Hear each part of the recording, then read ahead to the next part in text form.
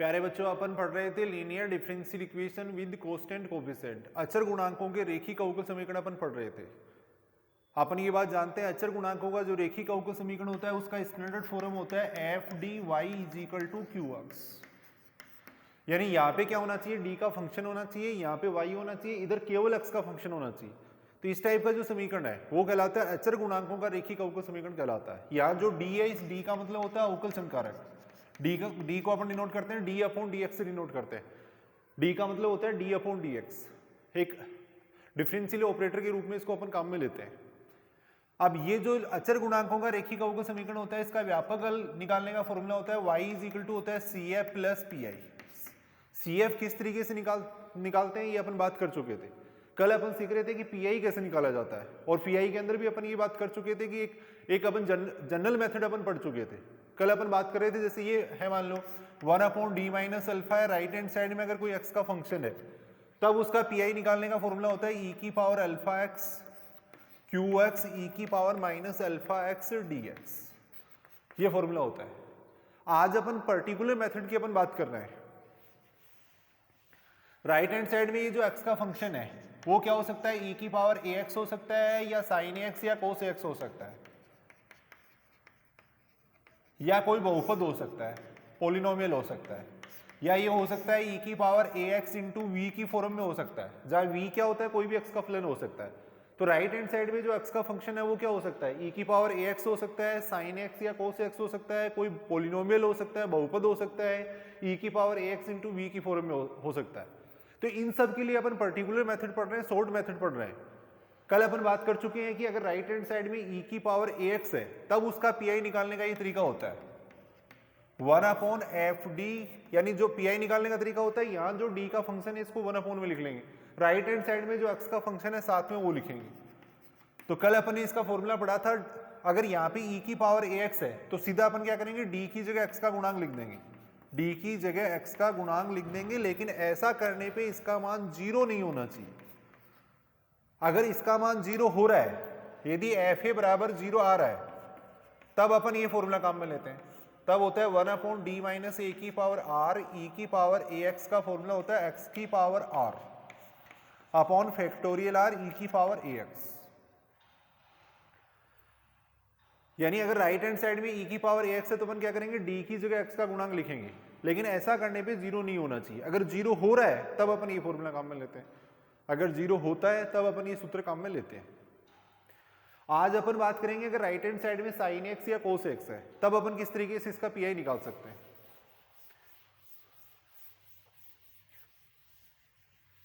Case second अपन पढ़ रहे हैं,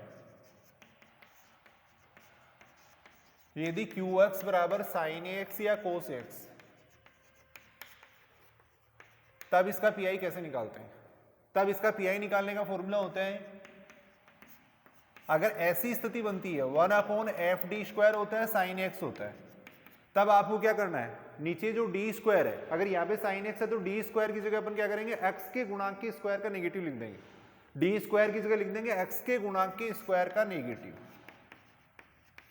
साइन एक्स ऐसा कैसा रहेगा, ऐसे ही अगर यहाँ पे 1 अपॉन एफ डी स्क्वायर है और यहाँ पे कोस एक्स है तो डी स्क्वायर की जगह लिख देंगे एक्स के गुणांक के स्क्वायर का नेगेटिव। लेकिन ऐसा करने पर क्या है, एफ माइनस ए स्क्वायर का मान क्या होना चाहिए, नॉट इक्वल टू 0 होना चाहिए। यदि एफ माइनस ए स्क्वायर 0 बनता है तब अपन ये सूत्र काम में लेंगे। यदि एफ माइनस ए स्क्वायर बराबर 0 आता है तब फॉर्मूला होता है 1 अपॉन डी स्क्वायर प्लस ए स्क्वायर साइन एक्स। यहां अपन देख रहे हैं, देखो 1 अपॉन डी स्क्वायर प्लस ए स्क्वायर साइन एक्स है, अगर डी स्क्वायर की जगह अपन माइनस ए स्क्वायर लिखेंगे तो इसका मान 0 बनेगा। तो ऐसी स्थिति में ये फॉर्मूला होता है minus x upon 2a cos x.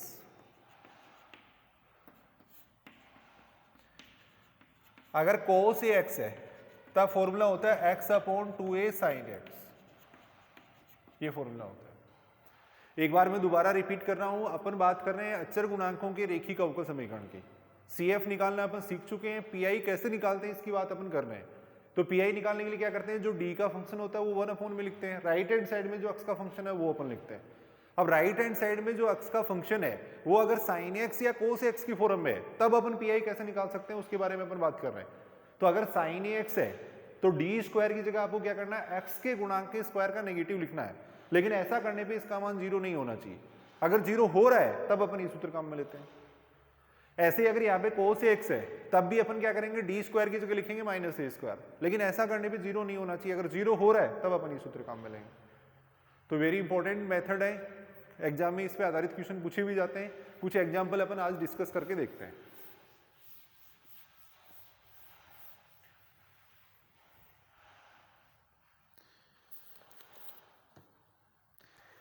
Question दे रखा है जैसे D square plus D plus 1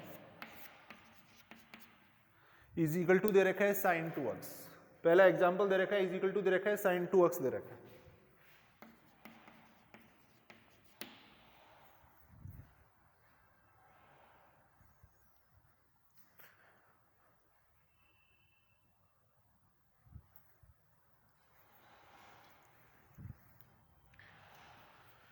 देखो अचर गुणांकों का रेखीय अवकल समीकरण है। सबसे पहले इसका नाम लिख देंगे। जो भी अवकल समीकरण दी गई है उसका नाम लिख देते हैं। अचर गुणांकों का रेखीय अवकल समीकरण है, लिख देंगे जो कि अचर गुणांकों का रेखीय अवकल समीकरण है।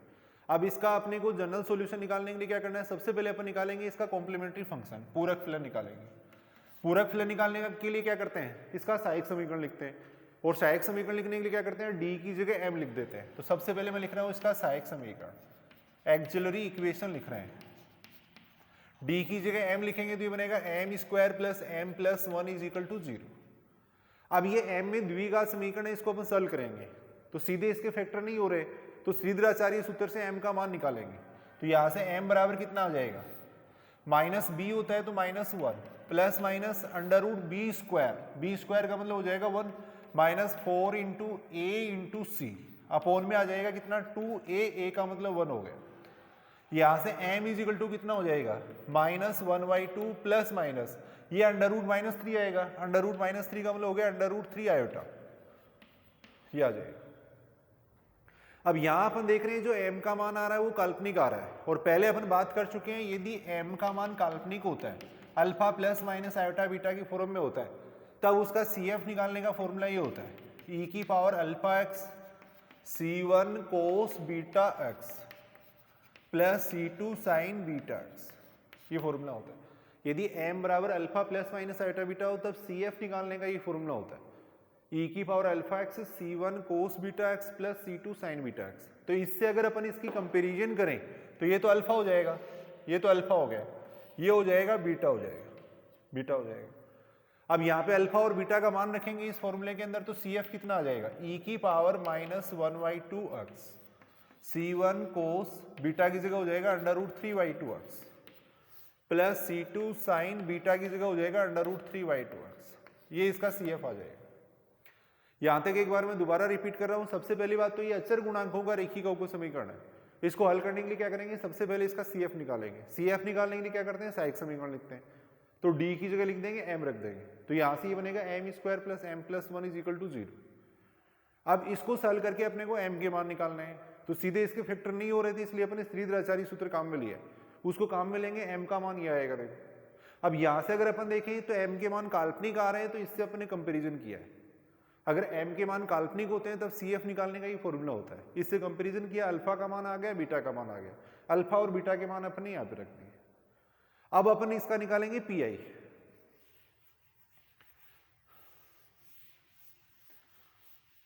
अगर राइट हैंड साइड में कोई फंक्शन नहीं होता तो ये इसका जनरल सॉल्यूशन हो जाता, लेकिन राइट हैंड साइड में यहाँ फंक्शन दे रखा है तो अपन निकाल रहे हैं PI निकाल रहे हैं।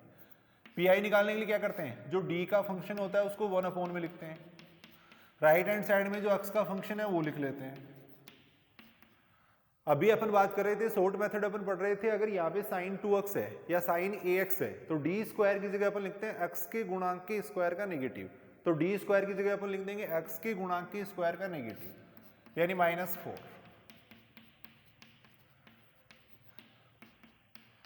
ये बन जाएगा d-3। अब अपने को वापस वही फॉर्मूला लगाना है, और वापस वही फॉर्मूला लगाने के लिए नीचे डी स्क्वायर बनाना पड़ेगा, और डी स्क्वायर बनाने के लिए ऊपर नीचे इसको मल्टीप्लाई कर देंगे d+3 से।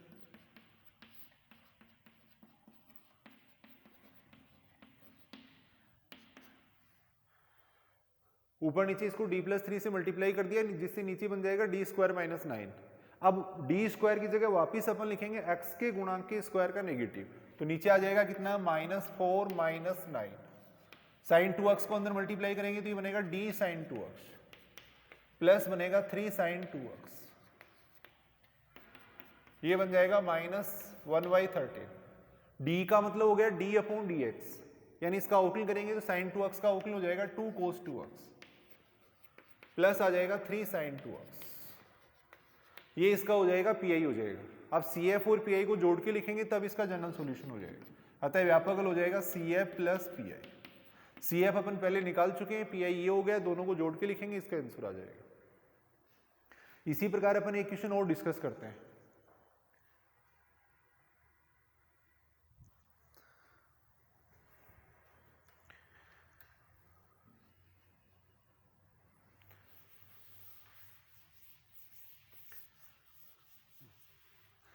नेक्स्ट क्वेश्चन अपने को दे रखा है dqy/dx3।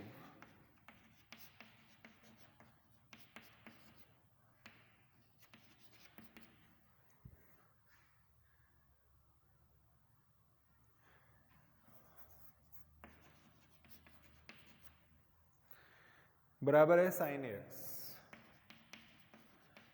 तो सबसे पहली बात तो देखो अपन इस अवकल समीकरण को पहचानेंगे। रेखिक अवकल समीकरण का मतलब क्या होता है, आश्रित चर और उनके जो अवकलज होते हैं उनकी घात एक होनी चाहिए। तो यहाँ पे अपन देख रहे हैं आश्रित चर y है, तो dy/dx की भी घात एक आ रही है, dqy/dx की भी घात एक आ रही है, तो इसका मतलब ये अचर गुणांकों का रेखिक अवकल समीकरण है। तो सबसे पहले इसका नाम लिख देंगे जो कि अचर गुणांकों का रेखिक अवकल समीकरण है। अब अपन अचर गुणांकों का रेखिक अवकल समीकरण है, इसको स्टैंडर्ड फॉर्म में लिखने के लिए d/dx की जगह अपन लिख रहे हैं d लिख रहे हैं, तो यहाँ ये बन जाएगा d³ प्लस a² d बराबर आ जाएगा sin x आ जाएगा। अब अपन इसका CF लिख रहे हैं, CF ज्ञात कर रहे हैं, और CF ज्ञात करने के लिए अपन क्या करते हैं, जो d का फंक्शन होता है उसमें अपन क्या करते हैं, d की जगह m लिख देते हैं, तो सहायक समीकरण हो जाएगा कितना, इसका सहायक समीकरण लिख रहे हैं, d की जगह m लिखेंगे, ये बनेगा m³ प्लस a² m = 0। पूरे फलन ज्ञात करने के लिए सबसे पहले सहायक समीकरण लिखते हैं, और सहायक समीकरण लिखने का तरीका है, यहाँ जो d का फंक्शन है उसमें d की जगह m करके उसको 0 के बराबर कर देते हैं। अब यहाँ से m अपन कॉमन ले रहे हैं, तो ये बन जाएगा m² प्लस a² = 0। यहाँ से अगर अपन देखें तो ये बनेगा m बराबर 0, यहाँ से आएगा m² प्लस a² = 0। इसके फैक्टर करेंगे तो यहाँ से m बराबर आएगा प्लस माइनस आयोटा a। तो यहाँ अपन देख रहे हैं एक रूट है वो तो आ रहा है वास्तविक, और दो रूट क्या आ रहे हैं काल्पनिक, तो इसकी वजह से CF कितना हो जाएगा, इसकी वजह से CF हो जाएगा c1e⁻⁴x। जो काल्पनिक रूट है उसका CF निकालने के लिए उसकी तुलना अपन कर लेंगे alpha plus minus iota beta से कर लेंगे। तो यहाँ अगर अपन देखें इसको अपन इस तरीके से लिख सकते हैं, तो अल्फा बराबर हो जाएगा 0, बीटा बराबर कितना हो जाएगा a। तब CF लिखने का फॉर्मूला अभी अपन लिखा था, क्या होता है, e⁻⁴x होता है, फिर होता है c2 cos βx, बीटा का मान a हो जाएगा, plus c3 sin βx, sign का मान a हो जाएगा।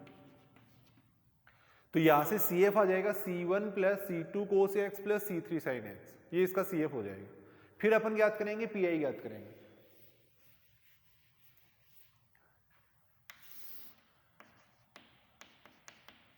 PI ज्ञात करने का तरीका है, जो d का फंक्शन है उसको 1/4 में लिख लेंगे, d³ plus a² t। Right hand side में जो x का फंक्शन है वो लिख देंगे,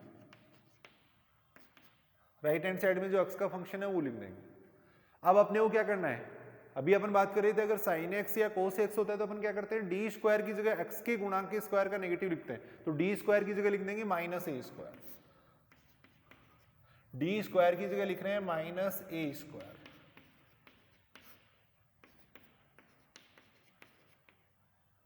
लेकिन ऐसा करने पे इसका मान कितना बन रहा है, 0, और जब 0 बनेगा तब अपन वो दूसरा तरीका काम में लेंगे, तो ये तरीका इसके अंदर नहीं लगेगा, इसलिए अपन क्या कर रहे हैं, यहाँ से d को कॉमन ले रहे हैं, तो ये बन जाएगा d² प्लस a², साथ में आ जाएगा 1/d sin x।